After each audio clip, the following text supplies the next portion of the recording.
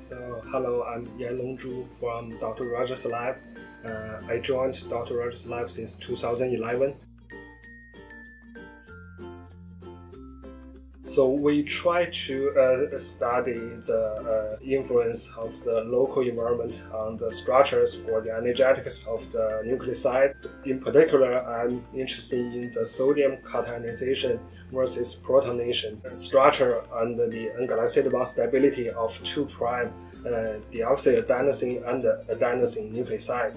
So basically, we compared the experimental IRPD spectrum with the calculated linear R spectrum, and then we can determine which conformations are populated in the experiment and combine all the results from the IRPD action spectroscopy and the bond lengths from DFT calculations and survival yield analysis from the energy resolved CID experiment.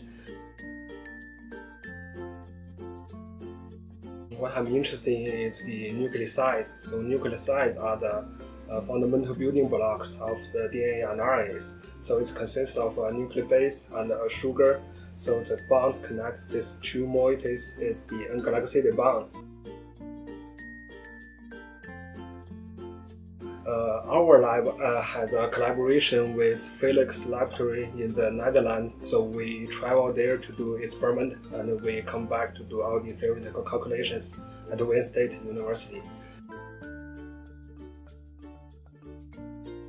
The techniques we use: infrared multiple photon dissociation action spectroscopy and theoretical calculations and energy resolved collision-induced dissociation experiment in a quadrupole ion trap mass spectrometer.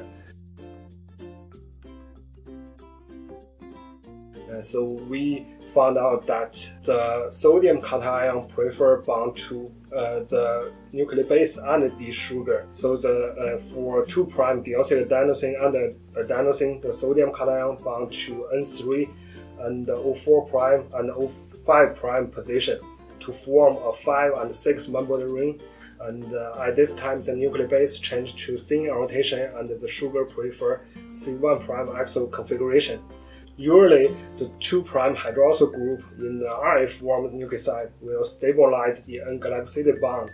And also, we found that the sodium cationization activates the N-galaxide bond less effectively than protonation. This is a fundamental study. In order to answer entire question, so we're gonna start at this small piece of the question. So that's why we are interested in